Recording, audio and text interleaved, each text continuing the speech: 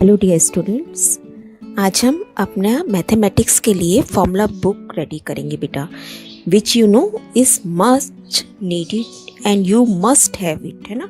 हमेशा सब टीचर्स कहते रहते हैं ना कि अपनी फॉर्मूला बुक बनाइए, फॉर्मूला बुक बनाइए, और कहाँ हम मिस्टेक कर जाते हैं अपने फॉर्मूलेस में, है ना। तो एक जगह हम कलेक्ट कर लेंगे। आप A4 शीट पर या कोई भी पतली कॉपी लेकर उसके ऊपर अपने सारे नोट्स रेडी करेंगे, जिससे कि हम उन्हें ऑफ एंड ऑन रेडी कर सकें। तो स्टार्ट करते हैं बेटा। सबसे पहले बेसिक हमें ज़रूर आनी चाहिए। प्लस माइनस के सिंपल रूल्स जो होते हैं, हम कैलकुलेशन में मिस्टेक कर देते हैं।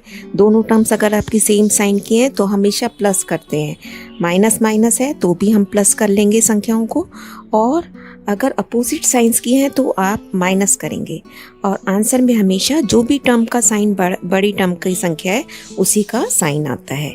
गुणा भाग करते में सेम साइन मतलब प्लस साइन आ जाएगा आंसर में, और अपोजिट साइंस है तो नेगेटिव बन जाएगा आपका आंसर।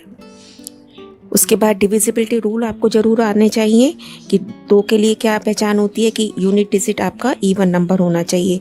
3 के लिए और 9 के लिए हम टोटल करके देख लेते हैं डिजिट्स का। 4 के लिए लास्ट की 2 डिजिट डिविजिबल होनी चाहिए 4 से। 5 के लिए 0 या 5 है ना, लास्ट में होना चाहिए। 6 के लिए आप 2 और 3 दोनों के डिविजिबिलिटी रूल चेक करते हो। इसी तरीके से, क्योंकि ये सारा काम हम प्राइम फैक्टर करते टाइम बहुत यूज़ करते हैं। उसके बाद आपके फ्रैक्शंस में गलती होती है, तो एडिशन हम कैसे करते हैं। 2 अगर फ्रैक्शंस हमें दिए गए हों तो नीचे का आपने आपस में मल्टीप्लाई किया B इंटू D, और ऊपर क्रॉस कर लेंगे। प्लस है तो प्लस का साइन आ जाएगा, माइनस है तो माइनस। मल्टीप्लिकेशन कैसे करते हैं, ऊपर की ऊपर से गुणा, नीचे की नीचे से गुणा, और अगर कुछ कट रहा है ऊपर नीचे में तो काट सकते हैं। डिवीज़न में हम सेकंड टर्म का रेसिप्रोकल कर लेते हैं और फिर मल्टीप्लिकेशन के रूल अप्लाई करते हैं। उसके बाद नेक्स्ट आपके एक्सपोनेंट के रूल्स आपको सारे आने चाहिए। सेम बेस है तो पावर्स गुणा करते टाइम जमा कर देंगे, ठीक है। तो ये आप सारे रिवाइज कीजिए अपने आप। अलजेब्राइक आइडेंटिटीज़ आपको क्लियर होनी चाहिए बेटा। इसको बनाने का तरीका भी आप सीख चुके हैं कि कैसे हम अपने आप फॉर्म कर सकते हैं ना। तो ये कुछ आइडेंटिटीज़ तो आपको बिल्कुल बाय हार्ट लर्न होनी चाहिए। अब हम आते हैं अपने चैप्टर नंबर 1 पे, रियल नंबर्स पे।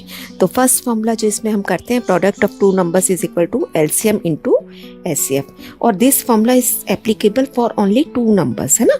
ज़्यादा नंबर्स के लिए ये फॉर्मूला एप्लीकेबल नहीं है। तो अब 2 नंबर्स आपको दिए गए हैं, p is equal to a square b cube c and q is a raise to the power 5 b square. तो एचसीएफ क्या निकालेंगे, आप छोटी घातें देखेंगे हर फैक्टर की, यानी कि a की 2 है यहाँ पे, a की 5 है तो a की 2 आ जाएगी एचसीएफ में। b स्क्वायर है, b 3 है तो b की 2 आ गई। अब c 1 एयर है और बेटा c यहाँ पे नहीं है, इसका मतलब c की पावर 0 है यहाँ पे। तो 0 और 1 में छोटा कौन हुआ, c की power 0 which is equal to 1। तो हम इसे नहीं भी लिखें तो हमारा काम चल जाएगा। एलसीएम लेते में आप हर एक फैक्टर की बड़ी घातें देखते हैं, और इसके अलावा हमें प्राइम फैक्टर करने के लिए आते हैं एलसीएम एचसीएफ, वो आपका सारा कुछ आपको आना चाहिए। नेक्स्ट आ जाता है इरेशनल नंबर। हम किसे कहते हैं, क्योंकि संख्याओं को हम इरेशनल अपरिमेय सिद्ध करते हैं इस चैप्टर में, तो आपको पता तो होना चाहिए कि ना अपरिमेय संख्या कौन सी है जो कि परिमेय नहीं है, जिन्हें हम a/b की फॉर्म में नहीं लिख सकते। या ऐसी संख्याएं वो संख्याएं होती हैं जो कि नॉन टर्मिनेटिंग नॉन रिकरिंग होती है बेटा, नॉन रिपीटिंग। उनमें एक ही नंबर रिपीट नहीं होता और भाग इनका कभी ख़त्म नहीं होता। अगर एक ही नंबर रिपीट होता रहे, मतलब भाग खत्म ना हो लेकिन एक नंबर रिपीट होता रहे, तो आपको पता है कि हम उन्हें परिमेय संख्याओं में चेंज कर लेते हैं। और इसके अलावा जिनका वर्गमूल 1 परिमेय संख्या नहीं होता, ऐसी संख्या भी अपरिमेय सबसे बड़ी पहचान होती है इनकी। उसके बाद आपके पास अंकगणित की आधारभूत प्रमेय, प्रत्येक भाज्य संख्या को हम इसके अभाज्य गुणनखंड के गुणनफल के रूप में लिख सकते हैं और यह अद्वितीय होता है। उसके बाद ये सारे रूल, परिमेय को परिमेय से गुणा करेंगे, परिमेय ही मिलेगी। परिमेय और अपरिमेय, अपरिमेय मिलेगी। अपरिमेय इंटू अपरिमेय, कभी आपको परिमेय भी मिल सकती है और अपरिमेय भी। इसके एग्जाम्पल्स भी यहाँ दिए गए हैं, तो आप अपने आप समझेंगे, जो कि हम पहले भी समझ चुके हैं, ठीक है। नेक्स्ट आपके पास वेरी इंपॉर्टेंट रिजल्ट, जो कि आपको किसी भी नंबर के लिए आ सकता है। तो √5 का एक हम अपने पास नोट्स बना के रख लेंगे। आपको बाय द टाइम मेरे को पता है कि आप सब बच्चों को बहुत अच्छे से आता भी है। और इसी के ऊपर बेस्ड क्वेश्चन आते हैं जब हमें इस तरीके से दिए गए होते हैं 2√3/5 को इरेशनल प्रूव करना है, जबकि √3 ऑलरेडी इरेशनल है। तो ऐसे केस में बेटा हमें सिर्फ ये हिस्सा प्रूव करना है, ये वाला नहीं करना। नेक्स्ट आ जाता है चैप्टर 2, जो कि बहुत ही छोटा सिंपल सा चैप्टर है। सबसे पहले स्टैंडर्ड फॉर्म आपको पता होनी चाहिए क्वाड्रेटिक इक्वेशन की, ax² + bx + c where a is not equal to 0। और पॉलिनोमियल्स हैं तो बेटा इनकी सिर्फ हम एक ही साइड होती है।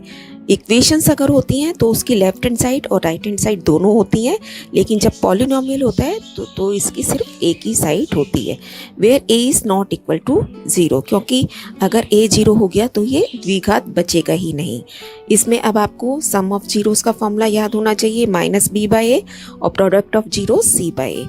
इसके बाद आता है कि हम बहुपद कैसे बनाएंगे, द्विघात बहुपद, जबकि सम ऑफ जीरोस और प्रोडक्ट ऑफ जीरोस दिया होता है। तो very easy formula, x² minus sum of zeros into x plus product of zeros. Next आता है चैप्टर 3, जिसमें हमें दो लीनियर इक्वेशंस दी गई हैं जिनकी standard form a1x + b1y + c1 = 0 है, and this is a2x + b2y + c2 = 0। दो वेरिएबल्स हैं x और y, और पेयर मतलब दो हैं। अब इसमें हमने सीखा है कि संगत और असंगत कब कब हो सकती हैं ये इक्वेशन, और इनको हल करने के तरीके सीखे हैं, ग्राफ बनाना सीखा है इनका, है ना। तो वो सबको तो सब आपको आता ही है। फॉर्मूले हमने इधर इकट्ठे कर लिए कि अगर पहली दोनों रेशो इक्वल नहीं हो तो इसका एक हल होता है और लाइंस आपस में क्रॉस करेंगी ग्राफ पर। तीनों रेशो से इक्वल होते हैं तो संगत होगा, लेकिन अनेक हल और सिंपल एक ही लाइन बनेगी ग्राफ पर, कोइंसिडेंट्स लाइंस। असंगत कब होता है, जबकि पहले दो रेशो इक्वल हैं, तीसरा इक्वल नहीं है, और इसमें पैरेलल लाइंस आपके पास आती हैं। तो इस तरीके से हम पहले इक्वेशंस की चेकिंग कर लेते हैं, और अगर हल होता है तो उसको सॉल्व करना भी हम सीख चुके हैं। नेक्स्ट है चैप्टर 4, क्वाड्रेटिक इक्वेशन। तो अगेन स्टैंडर्ड फॉर्म अभी हमने चैप्टर 2 में भी करी थी इसकी। इसके मूल मतलब इसके रूट्स 2 हैं, हल सॉल्यूशंस इसकी 2 हैं बेटा, घात इसकी पावर 2 है, जो कि हाईएस्ट पावर देखी जाती है 2। चर कितना है, एक, ओनली x। मूलों का योग अभी हमने सीखा -b/a, गुणनफल इज c/a। उसके बाद हम इस चैप्टर में d निकालना सीखते हैं, that is equal to b² - 4ac। अब यहाँ पे भी हमें पता चल जाता है कि इस चेकिंग से कि इस इक्वेशन के सॉल्यूशन होंगे या नहीं होंगे। तो हल बराबर और वास्तविक होंगे, रियल और इक्वल होंगे यदि d इज इक्वल टू 0, और d 0 से बड़ा है तो रूट्स इसके रियल होंगे बेटा। इक्वल कब होते हैं, जब d 0 होता है, ये वैल्यू 0 आ जाती है। और रूट्स आपके रियल नहीं होंगे, इमेजिनरी होंगे, जो कि हमारे सिलेबस में नहीं है अगर d 0 से छोटा है, यानी कि d नेगेटिव है। इस केस में हम सिर्फ ये लिख के आंसर छोड़ देंगे, उसको आगे कंटिन्यू नहीं करेंगे। उसके बाद हमें दो फॉर्मूले आते हैं यहाँ पे, एक तो मिड टर्म को स्प्लिट करके, जो कि हम पहले से सीखते आ रहे हैं, और एक हम नया फॉर्मूला यहाँ सीखते हैं। इन दोनों केसेस में अगर सॉल्यूशंस होंगे तब हम ये लगाते हैं -b ± √d/2a।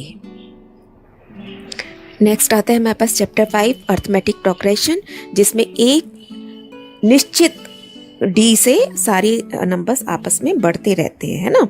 एक कॉमन डिफरेंस होता है, सारी उसमें सीक्वेंस में वही चलता रहता है, बिल्कुल चेंज नहीं होता वो। सो दिस इज a + d, फिर d बढ़ता रहा तो a + 2d, a + 3d, है ना। फिर nth टर्म का फॉर्मूला आता है इसमें a + n-1d। कॉमन डिफरेंस कैसे निकाल सकते हैं, पहले वाली टर्म उसमें से दूसरी टर्म में से पहली टर्म माइनस करके, ऐसे ही इसमें से ये माइनस कर दोगे तो आपको d मिल जाएगा। तो फॉर्मूला बिकम्स an - an-1, ठीक है। उसके बाद हम सम ऑफ फर्स्ट m टर्म्स का फॉर्मूला सीखते हैं इसमें, जो कि दो फॉर्मूले हमारे पास हैं, n/2 2a + n-1d या n/2 a + an मतलब लास्ट टर्म, जो कि अभी हमने यहाँ सीखी। उसके बाद हमारा चैप्टर 6 है, उसमें हमने कॉन्ग्रुएंसी के आपके रूल पता है, जो कि पहले से ही होते हैं, SSS, SAS, ASA, AAS और HL, हाइपोटेनियस और लेंथ वाला फॉर्मूला। उसके बाद सिमिलैरिटी बेटा हम इस चैप्टर में सीखते हैं, उसके क्या क्या रूल हैं। अगर दो एंगल्स इक्वल हों तो दोनों ट्रायंगल्स सिमिलर होते हैं, या SAS रूल या SSS, तीनों साइड्स का रेशियो प्रोपोर्शनल सेम हो, है ना, इक्वल नहीं होते हैं यहाँ पे, इनका प्रपोर्शन सेम होता है, या दो साइड सेम प्रपोर्शन में और उनका बीच का एंगल, दैट इज SAS। उसके बाद हम इसमें करते हैं थेल्स थ्योरम, जो कि आपको बहुत अच्छे से याद होगी कि अगर एक लाइन पैरेलल ड्रॉ की जाए किसी ट्रायंगल में तो ये जो दो हिस्से बन जाते हैं इधर और इधर, तो इनका रेशियो इक्वल होता है। और इसी के ऊपर बेस्ड कुछ रिजल्ट हम आगे भी सीखते हैं। AD/BD is equal to AE/C, ये तो यहाँ पे है ही। उसके बाद अगर इसका उल्टा कर दिया जाए BD/AD, है ना, इसी चीज का उल्टा कर दें तो वो भी तो इक्वल होगा। ठीक है, नेक्स्ट आपको वेरी इंपॉर्टेंट क्या करना है बेटा, AD ये टुकड़ा लिया और उसके बाद पूरी साइड ली AD/AB, AD/AB will be equal to AE/AC और साथ में DE/BC। तो एक एग्जाम्पल भी यहाँ पे दे रखा है मैंने, आप इसे समझिए अच्छे से। और जब ये साइड निकालनी हो गई, 2 का 4 कर दिया तो आप भी 3 का 6 कर देंगे। क्लियर कट समझ आ रहा है कि डबल हो रहा है तो हम भी डबल कर देंगे। लेकिन जब नीचे वाली बेस लाइन आपको पूछी गई है, इसका मतलब ये टोटल हमें कंसीडर करना है। ये 2 है तो टोटल कितना है, 6, है ना। तो 2/6 यानी कि 1/3 का रेशियो बन रहा है, तो 4 का भी कितना हो जाएगा यहाँ पे, 12। बहुत ही इंपॉर्टेंट है, हमें ज़रूर पूछे जाएंगे ऐसे क्वेश्चन। उसके बाद नेक्स्ट रिजल्ट जो आपको ध्यान रखना है कि जो इनकी साइड्स का प्रोपोर्शन होता है वही इनकी मीडियंस का भी होगा और वही इनके परिमापों का भी होगा। ठीक है, अगर दो ट्रायंगल्स सिमिलर हैं या समरूप हैं। नेक्स्ट पाइथागोरस रूल सबको पता ही है कि किसी भी समकोण त्रिभुज में कर्ण का वर्ग बराबर होता है आधार का वर्ग जमा लंब का वर्ग। ये कुछ ट्रिपलेट हैं जो कि आप याद करने सकते हैं। नेक्स्ट चैप्टर 7 कोऑर्डिनेट ज्योमेट्री, जिसमें सिर्फ 2 ही फॉर्मूले हैं, डिस्टेंस बिटवीन 2 पॉइंट्स और रेशियो फॉर्मूला। रेशियो फॉर्मूले से ही हम मध्य बिंदु सूत्र निकाल लेते हैं जहाँ पे कि रेशियो 1:1 होता है। और उसके बाद ये सारे कंसेप्ट आपके क्लियर होने चाहिए कि अगर आपको पूछा जाए कि बताइए त्रिभुज समबाहु है या नहीं, इसका मतलब आपको तीनों दूरियां बराबर सिद्ध करनी है। 3 पॉइंट्स दिए गए होंगे ना बेटा, आप तीनों पॉइंट्स के दूरियां निकालोगे आपस में, AP, BC, AC, अगर उनके नाम ABC रख दें हम, और अगर तीनों दूरियां बराबर आ रही हैं तो समबाहु है। 2 डिस्टेंस बराबर आ रहे हैं तो आइसोसेलेस है, समद्विबाहु है। और अगर कोई भी दूरी बराबर नहीं आ रही तो ये एक विषमबाहु त्रिभुज है। ऐसे समकोण अगर प्रूफ करने को बोला जाए तो हम पाइथागोरस रूल की चेकिंग करेंगे, है ना। किसी भी एक भुजा का वर्ग अन्य दोनों भुजाओं के वर्गों के योग के बराबर होगा। वहाँ पे तीनों बिंदु आपसे संरेखीय पूछे जाए, कोलिनियर पूछा जाए, इसका मतलब यहाँ पे भी आप तीनों दूरी निकालोगे और 2 दूरियों को जोड़ के तीसरी दूरी बननी चाहिए। संरेखीय मतलब एक ही लाइन पर है सारे पॉइंट्स। नेक्स्ट है आयत प्रूफ करने को आ जाए। अब की बार 4 पॉइंट्स दिए गए हैं और आपको कहता है बताइए आयत है या नहीं। तो आयत में एक तो आमने सामने की भुजाएं बराबर होंगी और साथ ही इनके डायगोनल्स विकर्ण बराबर होंगे, यानी कि AC = BD, ये भी आपको जरूर चेक करना है। समांतर चतुर्भुज पैरेललोग्राम अगर आपको पूछा जाता है तो सिर्फ आमने सामने की भुजाएं आपको बराबर सिद्ध करनी है। ठीक है, इस केस में डायगोनल बराबर नहीं होंगे। जरूरी नहीं है कि ये डायगोनल्स बराबर हैं या नहीं है, हमें सिर्फ इतना चेक करना है। चतुर्भुज वर्ग होगा, यानी कि उसकी चारों भुजाएं बराबर सिद्ध करनी है और डायगोनल्स भी आपको बराबर सिद्ध करने, AC = BD।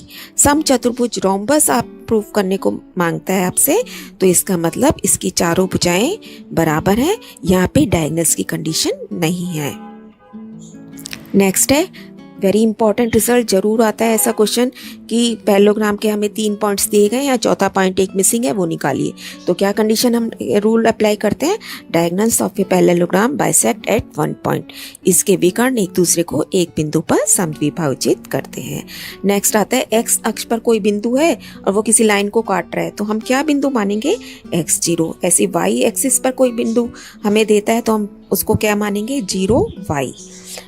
समदूरस्थ इक्वी डिस्टेंस के केस में अगर आपको एक A बिंदु दिया गया है कि 2 बिंदुओं से इक्वी डिस्टेंस है, इसका मतलब इसकी दूरी इससे और इससे बराबर है, PA = AQ। नेक्स्ट है हमारा चैप्टर 8, जिसमें हम एक राइट एंगल ट्रायंगल के साथ काम करते हैं बेटा। और हमने 6 रेशो सीखे हैं ट्रिग्नोमेट्री के, sine theta, cos theta, tan theta main है और 3 इनके रेसिप्रोकल्स हैं। और याद करने का तरीका P बाई एच होता है, ये B बाई एच होता है, tan theta is P by B, perpendicular upon base. Pandit Badri Prasad हर हर बोले, या हिंदी में लाल बटा कका। सो का टू ये भी हमने सीखा था, है ना। साइन का मतलब अपोजिट साइन, अपोजिट साइड बटा में हाइपोटेनियस। कॉस का मतलब एडजेसेंट साइड, कॉस मतलब बेस लेनी है आपको, बटा में कर्ण। और टेन का मतलब अपोजिट साइड बटा में एडजेसेंट साइड्स। तो कोई भी तरीके से आप इन्हें याद कर सकते हैं। नेक्स्ट अगेन 3 इनके रेसिप्रोकल हैं। साइन का कोसिकेंड उल्टा हो गया, इसका भी h बाई पी। कॉस का उल्टा secant theta that is h by p. Tan का उल्टा cot theta b by p. ये भी कुछ रिजल्ट है। साइन को अगर इसके अपोजिट रेसिप्रोकल से मल्टीप्लाई किया जाए तो क्या आ जाएगा आंसर? 1 आ जाएगा, दोनों कट जाएंगे। ऐसे ही कॉस को इसके रेसिप्रोकल से गुणा किया हमने तो ये भी दोनों कट गए, है ना। एक्स को अगर 1 बाई एक्स से आप गुणा कर दोगे इसके रेसिप्रोकल से तो क्या रह जाएगा आंसर? 1। तो बेटा ये इंपॉर्टेंट रिजल्ट है, tan theta is sine upon cos. उसके बाद ये टेबल वेरी वेरी मस्ट है बेटा कि हमें इनकी वैल्यूज़ बहुत ही अच्छे से लर्न होनी चाहिए। ज़रूर आएगा पेपर में, 100% श्योर है कि एक क्वेश्चन ज़रूर आएगा ऐसा। तो आपको वैल्यूज़ पे कहीं कंफ्यूजन नहीं होना चाहिए। और इस चैप्टर में कुछ कैलकुलेशन हमारे पास ऐसे आती हैं, √3 को √3 से मल्टीप्लाई किया तो क्या बन जाएगा? 3। या 3 को √3 से आप जब डिवाइड करोगे तो 3 को कैसे लिख दिया आपने? √3 तो एक √3 कट गया, क्या बच गया? एक √3। अब ऐसा डिवीज़न भी ज़रूर आता है कि ऊपर हमने एक वैल्यू रखी, उसके भाग में फिर से बटे की वैल्यू आ गई। तो ये क्या होगा बेटा? नीचे वाला भाग आप उल्टा करके गुणा में ले जाएंगे। ऊपर की टर्म ऐसी रही 2/3, गुणा में 3/4 हो गया। अब कुछ कट रहा होगा, काट देंगे, आंसर निकाल देंगे। नेक्स्ट है साइन स्क्वायर थीटा। इसका क्या मतलब है कि आप साइन थीटा का वर्ग कर रहे हो। अगर साइन 30 है आपसे तो साइन 30 की वैल्यू रखोगे 1/2 और फिर उसका वर्ग कर देंगे। नेक्स्ट है tan theta is 1, that means theta कितना होगा? 1 कहाँ पर होता है? 45 डिग्री पे। इसका मतलब एंगल 45 डिग्री है। Chapter 9 some application of trigonometry, जिसमें हम एंगल ऑफ एलिवेशन और एंगल ऑफ डिप्रेशन के साथ काम करते हैं। अगर आप नीचे से ऊपर देख रहे हो तो एंगल ऑफ एलिवेशन बनता है, यानी कि उन्नयन कोण।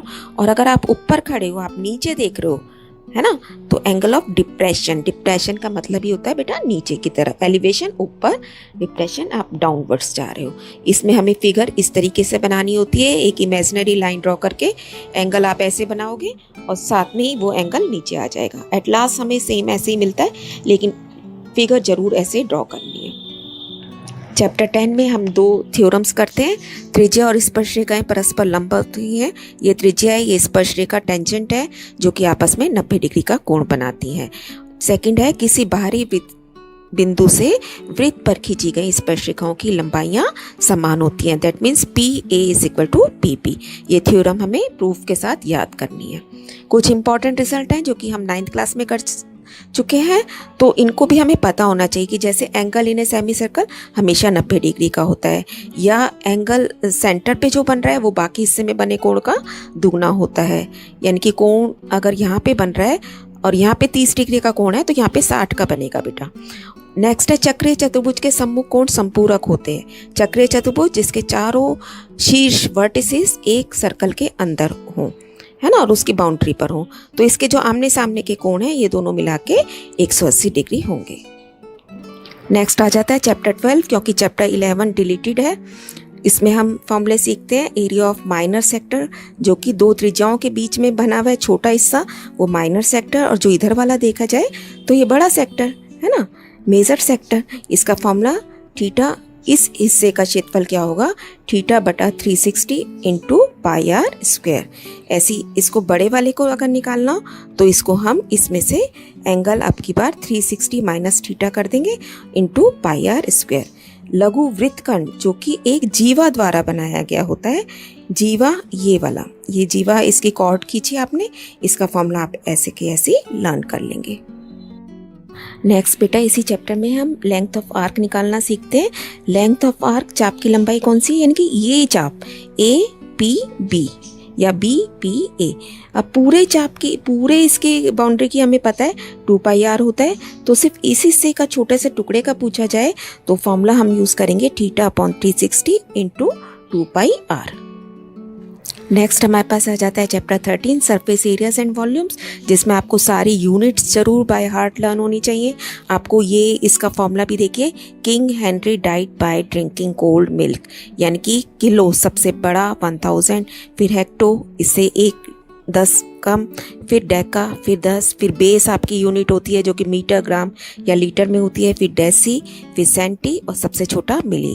तो आप ये लर्न कर सकते हैं। और फिर आपको पता होना चाहिए कि बड़ी यूनिट से हम छोटी पे जाएंगे तो हम मल्टीप्लाई करेंगे, और छोटी से आप बड़ी पे जाएंगे तो आप डिवाइड करेंगे। ठीक है, जितने जितने का उसमें। तो ये सारी चीज़ें आप फिर से एक बार बेटा अपना क्लियर कर लीजिए। अगेन 2D के पैरामीटर्स क्या हैं और इनके एरियाज क्या हैं 2 डायमेंशनल, जिनकी सिर्फ 2 ही डायमेंशनल्स होती हैं, जिसमें हमारी ये फिगर्स आती हैं, और जिनकी हाइट भी हो जाती है 3 डायमेंशनल बन जाती है, उसमें हमारी ये फिगर आती है। तो इनका सरफेस एरिया है ना, टोटल सरफेस एरिया और आयतन, 3 हमें फॉर्मूले हमें यहाँ पे हर चीज़ के फिगर के याद करने हैं। और यूनिट्स 1 मीटर इज़ 100 cm, तो 1 cm दैट इज़ 1/100। अब की बार हम डिवाइड करेंगे, छोटी से बड़ी पे जाने के लिए आप डिवाइड करेंगे। और क्वेश्चन में आपको सबसे पहला काम ये करना होता है कि यूनिट हमेशा सेम बनानी है। अगर एक चीज़ मीटर में दे रखी है, एक सेंटीमीटर में दे रखी है, तो या तो आप सेंटीमीटर में ही चेंज करोगे पूरा क्वेश्चन या मीटर में। उसके बाद चैप्टर इसी के साथ हम इस चैप्टर में काम करते हैं, हम फिगर्स को मिला के कॉम्बिनेशंस बनाते हैं, और उसके बाद उनका हमें वॉल्यूम निकालना होता है या सरफेस एरिया। जैसे कोन और सिलेंडर को मिला के एक हट बन गई बेटा, तो अब इसमें पूछा जाए कि इसमें कितना एयर है या कुछ है, तो इसका मतलब मुझे इसका भी वॉल्यूम निकालना है, इसका भी वॉल्यूम, और फिर प्लस कर लेना है। ऐसे ही सारे कॉम्बिनेशन आपके पास इस चैप्टर में आते हैं। फिर आपके पास चैप्टर 14 आ जाता है स्टेट्स का, जिसमें सबसे पहले वर्ग चिन्ह हमारा बहुत ही इंपॉर्टेंट है। क्या करते हैं हम, upper limit plus lower limit divided by 2। फिर मीन निकालने का, माध्य निकालने का direct method sigma fx upon sigma f।